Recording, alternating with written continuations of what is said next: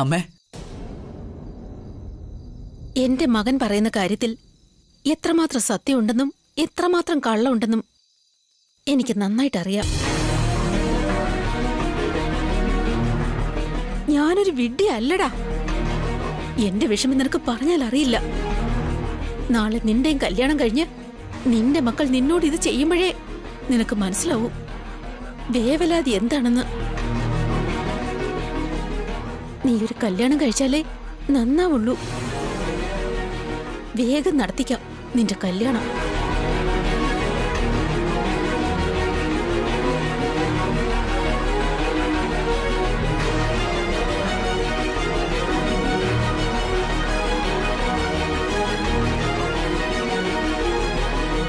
അനന്യ, ഞാനൊന്ന് ചോദിച്ചാ നിന്റെ സ്വാതന്ത്ര്യത്തെ കൈകടത്തുകയാണെന്ന് നീ വിചാരിക്കരുത്.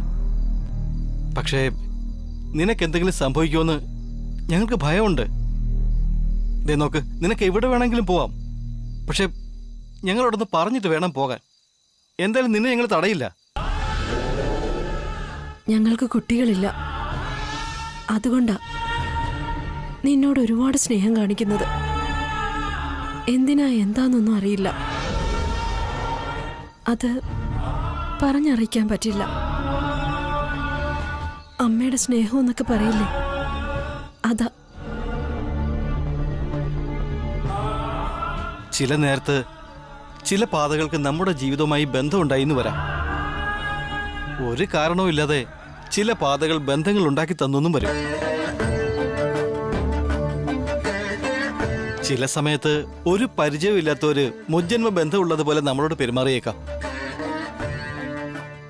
ഇപ്പൊ നീ ഞങ്ങൾക്കൊരു മകളായില്ലേ, അതുപോലെ. നിന്നെ കാണുമ്പോഴെല്ലാം എന്റെ സ്വന്തം മകളെപ്പോലെയാ തോന്നുന്നത്. ആ ദൈവം നിന്നെ ഞങ്ങൾക്ക് തന്നോ എന്നതിലുപരി ഞങ്ങൾക്കൊരു മകളെ തന്നതിലാണ് സന്തോഷം.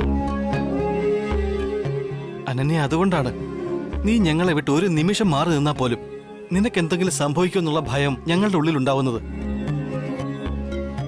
നിന്നെ പിരിയാൻ ഞങ്ങൾക്ക് തീരെ ഇഷ്ടമല്ല അനന്യ.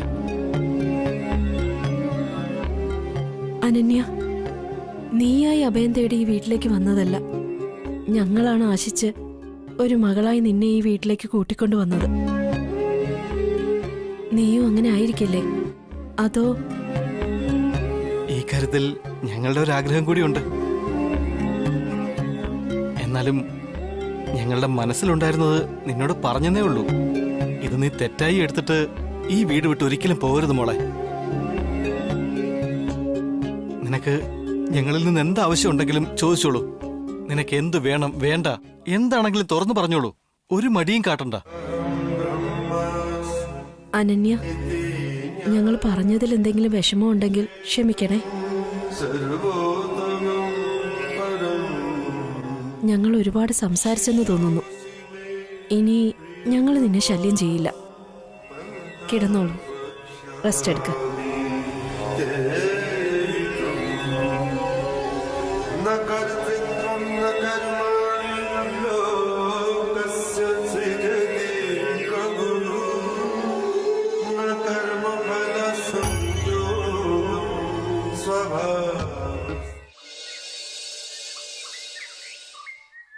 പാമ്പ്, പാമ്പ്!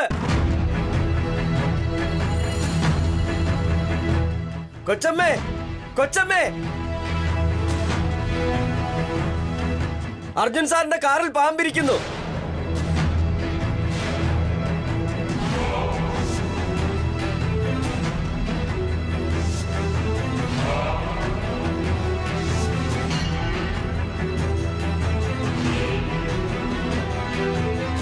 എന്താടാ, എന്തിനിങ്ങനെ ഒച്ചയെടുക്കുന്നേ? പാമ്പിരിക്കുന്നമ്മേ, അർജുൻ സാറിന്റെ കാറിൽ പാമ്പുണ്ട്. എന്താ, പാമ്പോ? അതെ കൊച്ചമ്മേ, പാമ്പിരിക്കുന്നു. നീ ശരിക്കും കണ്ടോ? കാറിൽ എങ്ങനെ പാമ്പ് കയറുന്നേ? എവിടെന്ന് വന്നു എന്ന് എനിക്കറിയില്ല, പക്ഷെ പാമ്പിരിക്കുന്നത് ഞാൻ കണ്ടു. അയ്യോ ദൈവമേ, എന്താ ഇതൊക്കെ? അല്ലെങ്കിൽ തന്നെ ഇവിടെ സർപ്പശാപം ഉണ്ട്. ഇപ്പൊ ദേ ഇവൻ കാറിൽ പാമ്പുണ്ടെന്ന് പറയുന്നു. മുത്തശ്ശി ഇയാള് പറയുന്നത് വിശ്വസിക്കല്ലേ? രാത്രി എന്തെങ്കിലും സ്വപ്നം കണ്ടു കാണും. അതിപ്പോ ഇവിടെ വന്ന് പറയുന്നതായിരിക്കും. കാറിൽ എങ്ങനെ പാമ്പ് വരുന്നേ? ഇല്ല ഇല്ല, ഞാൻ സ്വപ്നം കണ്ടതൊന്നുമല്ല. കാറിനുള്ളിൽ പാമ്പിരിക്കുന്നത് കണ്ടിട്ടാ പറയുന്നേ. ഡോ, താൻ തന്നെ കാറിന്റെ ഡോർ തുറക്കാൻ പോയത്? തനിക്ക് അവിടെ എന്താ കാര്യം? ദിവസവും കാറ് തുടയ്ക്കുന്ന പോലെ ഞാൻ കാറ് തുടയ്ക്കാൻ പോയതാ. അപ്പോഴാ പാമ്പിനെ കണ്ടത്. ഏയ്, എന്തിനാ ഓരോന്ന് പറഞ്ഞ് എല്ലാരും പേടിപ്പിക്കുന്നേ? എന്റെ കാറിൽ പാമ്പ് വരാൻ ചാൻസേ ഇല്ല. ഞാൻ തന്നെയല്ലേ കാർ ഓടിച്ചു വന്നിട്ട് ലോക്ക് ചെയ്ത് മോളിൽ പോയി കിടന്ന് ഉറങ്ങിയത്. മുത്തശ്ശി എന്തിനാ ഇയാള് പറഞ്ഞ് വിശ്വസിക്കുന്നേ? പാമ്പുമില്ല, ഒന്നുമില്ല. ചുമ്മാ പറയാ, വെറുതെ ഓരോന്ന് പറഞ്ഞ് പേടിപ്പിക്കുക. പാമ്പൊന്നുമില്ല. ഞാൻ പറയുന്നതിൽ വിശ്വാസം ഇല്ലെങ്കിൽ വന്നാ ഞാൻ കാണിച്ചു തരാം. വാ നോക്കാം, എന്താ ഉള്ളതെന്ന് നോക്കാലോ. അമ്മേ, അമ്മയും മുത്തശ്ശി പോലെ ആവാ.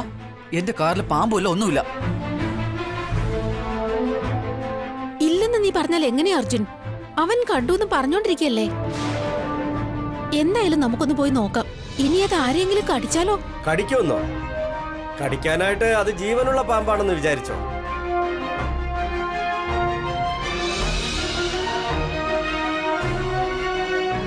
ചത്ത പാമ്പിനെ തുണിയിൽ പൊതിഞ്ഞ് കാറിന്റെ പുറകിൽ വെച്ചിരിക്കുക.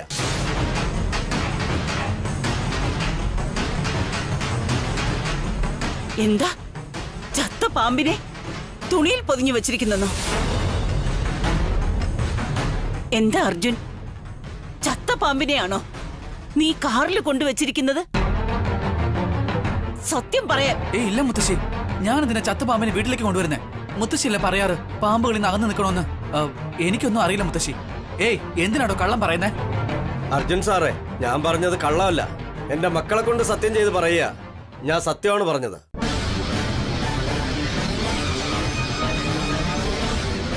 ശരി, വാ പോയി നോക്കാം.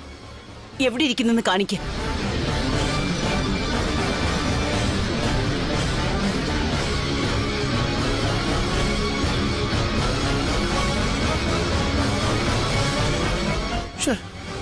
എന്തൊരു തലവേദനയത്! വന്ന് ഈ വീട് ഒരു സത്രം പോലെ ആയിരിക്കുക. നിങ്ങൾക്ക് ഇതെന്തു പറ്റി? ഈ വീടെന്താ സത്രമോ മറ്റോ ആണോ? പുതിയ ആരെങ്കിലും വന്നോ? ഇപ്പൊ വന്നത് പോരഞ്ഞിട്ടാണോ? ഇന്നിപ്പോ അനന്യ, നാളെ വേറൊരാള്. വെറുതെ കിടന്നലയ്ക്കാതെ കാര്യം എന്താണെന്ന് വെച്ചാ തുറന്നു പറ. എന്താണെന്ന് വെച്ചാല് വിക്രമും സരോജവും സംസാരിക്കുന്ന കേട്ടു. ഈ അനന്യ നമ്മുടെ സ്വന്തം മകളായിരുന്നെങ്കിൽ ഈ വീട് എത്ര നന്നായിരുന്നേനെന്ന്. എന്താണെന്ന്? ഈ വീട്ടിലെ മകളായിട്ടോ? അതേന്ന്. അവര് രണ്ടുപേരും അങ്ങനെ സംസാരിക്കുന്നത് ഞാൻ എന്റെ കാതുകൊണ്ട് കേട്ടതാ. ഇങ്ങനെ പോയാൽ അനന്യയോടുള്ള സ്നേഹം അധികമായി എങ്ങനെയെങ്കിലും നമുക്ക് കുട്ടികൾ ഉണ്ടാവില്ലെന്ന് മനസ്സിലാക്കിയാൽ അനന്യയെ അവര് ദത്തെടുക്കുന്നുള്ള കാര്യത്തിൽ യാതൊരു സംശയം വേണ്ട. അതൊരിക്കലും സംഭവിച്ചുകൂടെ?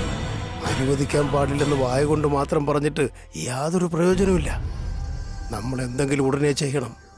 അതല്ലെങ്കിൽ ഈ സ്വത്ത് മുഴുവൻ കൈവിട്ടു പോകും. അങ്ങനെ സംഭവിച്ചാൽ ഈ സ്വത്തുക്കൾ മുഴുവൻ ആ അനന്യ സ്വന്തമാക്കും. ഇല്ല, അതിനൊരവസരം ഞാൻ കൊടുക്കില്ല. ഒരു പക്ഷെ അവളെങ്ങാനും അവർക്ക് ദത്തെടുക്കണമെന്ന് ആഗ്രഹമുണ്ടായാൽ അവളെ അങ്ങ് കൊന്നേക്കാം. ആരെ കൊല്ലണമെന്നാ പറയുന്നേ? വേറെ ആരെ? നമ്മുടെ സരോജത്തെ തന്നെയാ. അവൾക്ക് വേറെ ബന്ധുക്കളൊന്നും ഇല്ലല്ലോ. ചിലപ്പോ വിക്രം 2 ദിവസം കരയുമായിരിക്കും, പിന്നെല്ലാം ശരിയാവും. പിന്നീട് ഇങ്ങോട്ടേക്ക് വലിഞ്ഞു കയറി വന്ന അനന്യയെ വീണ്ടും പുറത്താക്കാൻ വളരെ എളുപ്പാ. നീ എന്തായി പറയുന്നേ? കൊലപാതകോ? എനിക്കെന്തോ പേടിയാവുന്നു. നമ്മളിപ്പോ പേടിച്ച അവൾ ഈ സ്വത്തിന്റെ അവകാശിയായി മാറും. നമ്മളെ ഇവിടെ ആരും സംശയിക്കില്ല. അവളുടെ രാശി ശരിയല്ലെന്നും അവൾ ഈ വീട്ടിൽ കാലെടുത്ത് വെച്ച ശേഷമാണ് നമ്മുടെ പ്രിയപ്പെട്ട സരോജം മരണപ്പെട്ടു പോയതെന്നും വിക്രമിന്റെ മനസ്സിൽ തോന്നിപ്പിച്ചാ മതി. നീ പറഞ്ഞതൊക്കെ ശരിയാ. പക്ഷെ ഏതെങ്കിലും വിധത്തിൽ നമ്മൾ പിടിക്കപ്പെട്ടാലോ? അങ്ങനൊന്നും സംഭവിക്കില്ല. നമുക്ക് ഈ യുദ്ധം ജയിക്കണമെന്നുണ്ടെങ്കിൽ ആയുധമെടുത്ത് പോരാടിയേ പറ്റൂ. ജയവും തോൽവിയൊക്കെ പിന്നീടുള്ള കാര്യം. അതൊക്കെ ശരിയാ, എന്തു വന്നാലും നേരിടാം. പക്ഷേ ഒരു കൊമ്പിലെ 2 മാങ്ങയല്ലേ നമ്മൾ ഇടാൻ പോകുന്നത്? സന്തോഷമായിട്ടിരിക്കും. ആദ്യം സരോജത്തെ യമപുരിയിലേക്ക് അയക്കണം. അതിനുശേഷം രാശി ശരിയല്ലെന്ന് പറഞ്ഞ് അനന്യ ഈ വീട്ടിൽ നിന്ന് പുറത്താക്കാവുന്നതേ ഉള്ളൂ.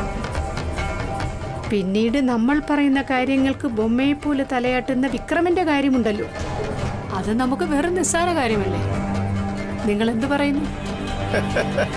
Good, very good. ഓരോ സക്സസ്ഫുൾ ഹസ്ബൻഡിന്റെ പിന്നിലും അവരുടെ ഭാര്യ ഉണ്ടാവുമെന്ന് നിന്നെ കണ്ടിട്ടാണ് എഴുതിയെന്നാ തോന്നുന്നത്. എന്തായാലും നീ ഒരു പ്രത്യേകത ഉള്ളവളാ.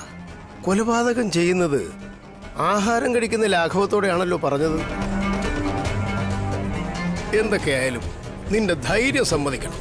അതിരിക്കട്ടെ, എങ്ങനെ ചെയ്യാനാ തീരുമാനം? എന്ത് ചെയ്യുമെന്ന് ഞാൻ പറയുന്നില്ല. സരോജം സന്തോഷത്തോടെ മരണപ്പെടുന്നത് നമ്മൾ ഇങ്ങനെ നോക്കി നിൽക്കും, അത്രേ ഉള്ളൂ. വേറൊരുത്തന്റെ മരണമോ വേദനയോ എന്തായിരുന്നാലും നമുക്ക് ലാഭം കിട്ടണം. ആ, നമ്മുടെ നേർക്ക് വരരുത്. എന്തു ചെയ്താലും തെളിവില്ലാതെ നോക്കണം. ഒരു കാരണവശാലും നമ്മുടെ നേർക്ക് സംശയം വരരുത്, അത്ര തന്നെ.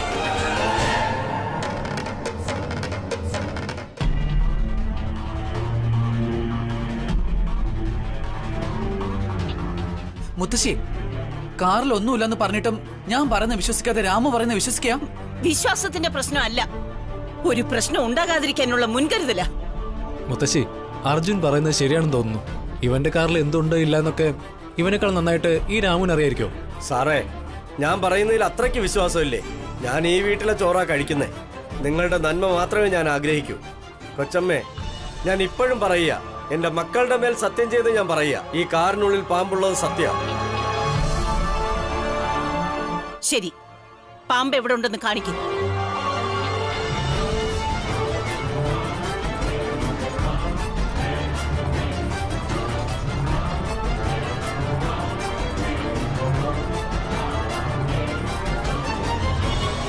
കൊച്ചമ്മേ, ഇതിനുള്ളിലാ പാമ്പ്.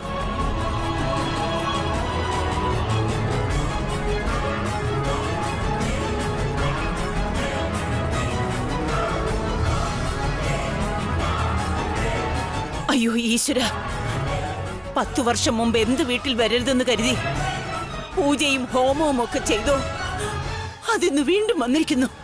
മുത്തശ്ശി ഒന്ന് സമാധാനമായിട്ടിരിക്കേ. രാമു, ആദ്യം അതൊന്ന് തുറന്നേ. ഇതിൽ പാമ്പൊന്നുമില്ല. എന്താ ഞാൻ പറയുന്ന ആരും വിശ്വസിക്കാത്തെ? സാറേ, ഞാൻ പറയുന്നത് ഇപ്പോഴും വിശ്വസിക്കുന്നില്ല അല്ലേ? 2 മിനിറ്റ് വെയിറ്റ് ചെയ്യും.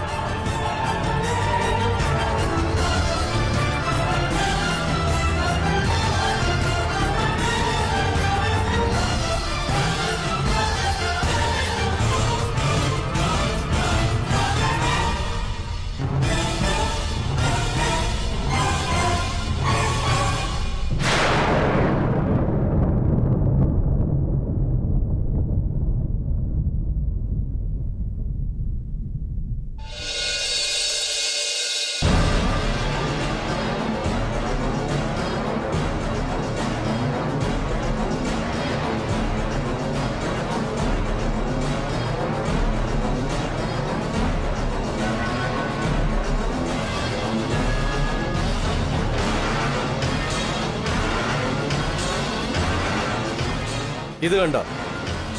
നോക്കൂ, ഇത് ചത്തപാമ്പ് തന്നെയല്ലേ? ഞാൻ പറഞ്ഞത് സത്യമാണല്ലോ. ഇപ്പോഴെങ്കിലും ഞാൻ പറഞ്ഞത് നിങ്ങൾ വിശ്വസിക്കുന്നുണ്ടോ? എന്താ സാറന്മാരെ നിങ്ങൾ ചിരിക്കുന്നത്? എടാ രാമു, നിന്റെ കയ്യിൽ എന്താ ഇരിക്കുന്നൊന്ന് കണ്ണു തുറന്ന് നോക്ക്.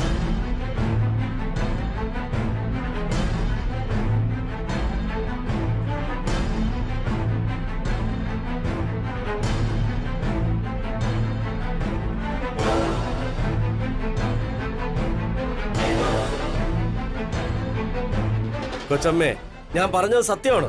കാറിൽ പാമ്പിനെ ഞാൻ കണ്ടതാ. ഇപ്പോ എങ്ങനെ മാലയായി മാറിയെന്ന് എനിക്കറിയില്ല. രാമു, ഞാൻ നിന്നെ വിശ്വസിക്കുന്നു. എന്നാൽ വീണ്ടും വീണ്ടും കള്ളം പറഞ്ഞ് നിന്നിലുള്ള വിശ്വാസം കളയരുത്. ഞാൻ അപ്പോഴേ പറഞ്ഞല്ലേ, നിങ്ങൾ ആരും ഞാൻ പറഞ്ഞത് വിശ്വസിച്ചില്ല.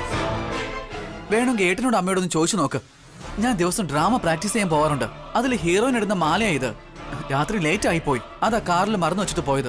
ഇതിനെ കണ്ടിട്ടാ ഇയാൾ പാമ്പാണെന്ന് പറയുന്നത്. അതെ മുത്തശ്ശി, അർജുൻ പറയുന്നത് സത്യോ. അവന്റെ കോളേജിലെ നാടകം പ്രാക്ടീസ് ചെയ്യുന്നുണ്ട്. ഞാൻ എപ്പോഴേ പറഞ്ഞതല്ലേ അവന്റെ കാറിൽ ഇങ്ങനെ പാമ്പൊക്കെ വരുന്നത്. ഇല്ല മുത്തശ്ശി, അങ്ങനെ ഒന്നും തന്നെ ഇല്ല. എന്താ രാമു, നിന്റെ ഓർമ്മ നശിച്ചു പോയോ? നീ ശരിക്കും നോക്കാത്ത എന്താ? ഈ വീട്ടില് പാമ്പോ പാമ്പുമായി ബന്ധപ്പെട്ട കാര്യങ്ങളോ സംസാരിക്കരുതെന്ന് നിനക്കറിയില്ലേ? ഇനി മേലാൽ ഇങ്ങനെയൊന്നും പറഞ്ഞ് ഞങ്ങളെ പേടിപ്പിക്കരുത്.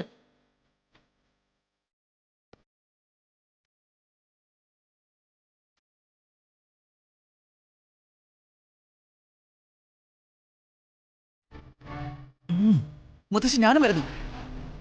ഇത് കണ്ടില്ലേ മുത്തശ്ശി, ഇവരെല്ലാവരും വെറുതെ സംശയിക്കുക തന്നെ. മുത്തശ്ശിയുടെ വാക്ക് ഞാൻ എതിർക്കൊന്നും തോന്നുന്നുണ്ടോ? മുത്തശ്ശിയും ദൈവവും എനിക്ക് ഒരുപോലെയാ. ദൈവത്തോട് ആരെങ്കിലും കള്ളം പറയോ? എന്തുകൊണ്ട് പറയില്ല? എല്ലാരും അതല്ലേ ചെയ്യുന്നത്.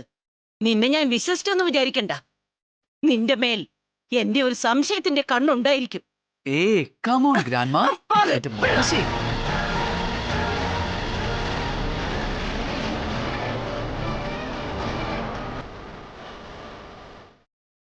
അതെയോ? സത്യമാണോ? ഇതൊരു സന്തോഷ വാർത്തയാണല്ലോ.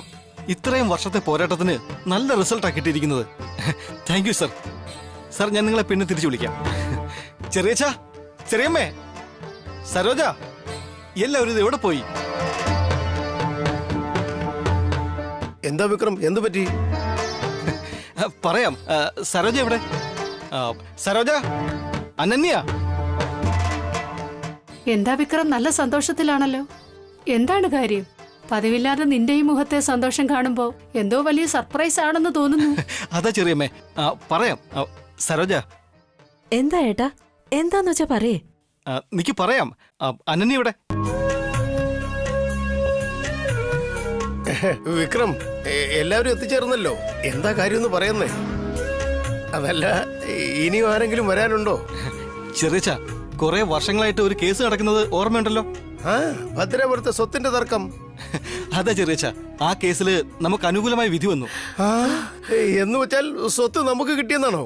അതെ ചെറിയച്ഛ, ആ സ്വത്തെല്ലാം ഇനി നമുക്കുള്ളതാ.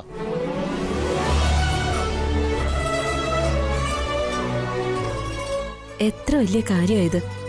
ഇതിനെല്ലാം കാരണം അനന്യ ഈ വീട്ടിലേക്ക് വന്നതിന്റെ ഭാഗ്യമാണ്. അല്ലെങ്കിൽ ഇത്രയും നാള് ജയിക്കാതിരുന്ന കേസ് ഇപ്പോഴെങ്ങനെയാ ജയിച്ചത്?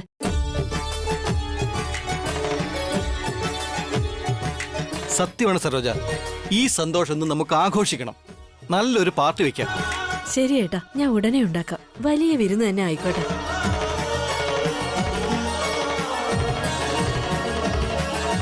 വിക്രം, ഒരുപാട് നാളുകൾക്ക് ശേഷമാ നിന്റെ മുഖത്തെ ഈ സന്തോഷം കാണുന്നേ. ഈ സന്തോഷം നിനക്ക് എന്നും ഉണ്ടായിരിക്കട്ടെ. താങ്ക്സ് ചെറിയമ്മേ. നിങ്ങളുടെയൊക്കെ അനുഗ്രഹം ഉണ്ടെങ്കിൽ എനിക്ക് എപ്പോഴും നല്ലതേ സംഭവിക്കൂ. എന്റെ ആശീർവാദം എന്നും ഉണ്ടാവും. എന്നാൽ നിങ്ങൾക്ക് നല്ലത് സംഭവിക്കില്ല. നീയും നിന്റെ പുന്നാര ഭാര്യയും അത് എന്നാൾ ഉണ്ടാവില്ല. എനിക്കറിയാം നീ അത്ര പെട്ടെന്നൊന്നും മരിക്കില്ലെന്ന്. അതുകൊണ്ട് നിങ്ങൾക്ക് ഞാൻ തന്നെ മോക്ഷം തരാൻ പോവാ. സരോജ, അങ്ങനെയാണെങ്കിൽ നീ ആ ദുർഗാപുരത്തെ പൂജാരി ഒന്ന് വിളിച്ചോളൂ. ഈ സന്തോഷത്തിന് പകരമായി അമ്പലത്തില് ഒരു പൂജ ഏർപ്പാട് ചെയ്യേ. ശരി ഏട്ടാ, പറഞ്ഞേക്കാം.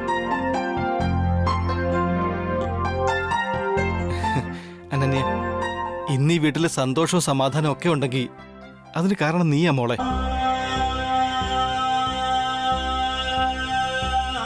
ശരിക്കും നീ ഈ വീട്ടിലെ മോളെ പോലെ. അതുകൊണ്ടാ ഈ വീട്ടിൽ നല്ലത് സംഭവിക്കുന്നത്.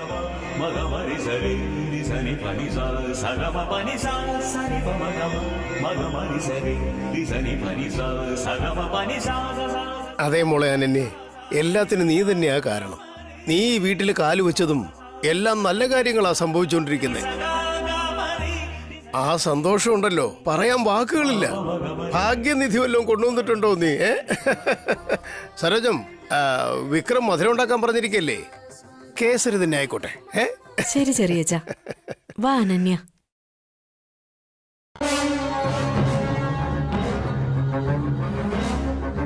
ഇവറ്റകൾക്കൊന്നും തലയ്ക്കാത്ത ആൾതാമസമില്ല. ഇത്രയും വർഷമായിട്ട് ഈ വീട്ടിൽ കിടന്ന് അടിമപ്പണി ചെയ്യുന്ന നമുക്കൊരു ക്രെഡിറ്റും ഇല്ല. എല്ലാം അവൾക്കാണ്. കേസരി വേണമത്രേ, കേസരി. ആ കേസരിയെ ഞാൻ വിഷക്കേസരിയാക്കി മാറ്റിയിരിക്കും. എല്ലാവരും തിന്നു മരിക്കട്ടെ. എന്ത് ചെയ്യുന്നെങ്കിലും അത് വേഗം വേണം. എല്ലാം തൊലയട്ടെ.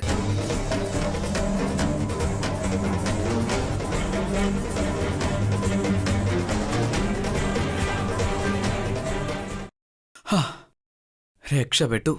ഇത് എടുത്തു വച്ചില്ലായിരുന്നെങ്കിൽ എന്റെ കാര്യം പോക്കായിരുന്നു. ഇത് എടുത്തോണ്ട് വരുമ്പോ ആരെങ്കിലും കണ്ടിരുന്നെങ്കിലും എന്നെ ശരിയാക്കിയേനെ. പക്ഷെ ഇപ്പൊ നീ ശരിക്കും കുടുങ്ങില്ലടാ. നീ കാറിലുണ്ടായിരുന്ന തുണിക്കെട്ടെടുത്ത് മാറ്റിയതും പിന്നീട് നീ അതിങ്ങോട്ട് കൊണ്ടുവരാൻ കാണിച്ച സാഹസികതകളും ആരും കണ്ടില്ലെന്നാണോ നീ വിചാരിച്ചത്?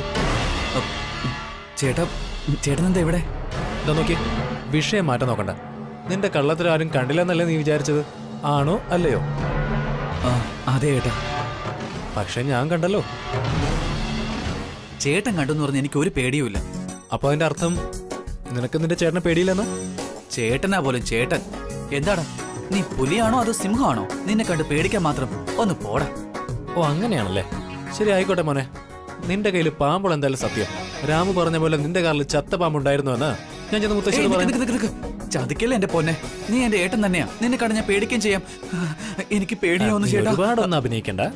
അതിരിക്കട്ടെ, ഇത്രയും പേടിയുള്ള നീ എന്തിനാ ഈ പാമ്പിനെ വീട്ടിലോട്ട് കൊണ്ടുവന്നിരിക്കുന്നത്? അതും ചത്തുപോയ പാമ്പിനെ. ഇതിനൊക്കെ ആരെങ്കിലും വീടിനകത്തേക്ക് കൊണ്ടുവരോടാ? അല്ലെങ്കിൽ തന്നെ മുത്തശ്ശിക്ക് പാമ്പെന്ന് കേട്ടാലേ പ്രശ്നം. അങ്ങനെയുള്ളപ്പോ നീ ചത്ത പാമ്പിനെ വീടിനകത്ത് കയറ്റി നെങ്ങാൻ മുത്തശ്ശി അറിഞ്ഞ അതോടെ അവസാനിച്ചു. നിന്നെ വീട്ടിൽ നിന്ന് തന്നെ പുറത്താക്കും. അതൊക്കെ വിടേട്ടാ. ഞാൻ ഈ പാമ്പിനെ പറ്റി പറയുന്ന കേക്ക്. ഈ പാമ്പ് ചത്തിട്ട് ഏകദേശം ഒരു 10 വർഷമെങ്കിലും ആയി കാണും.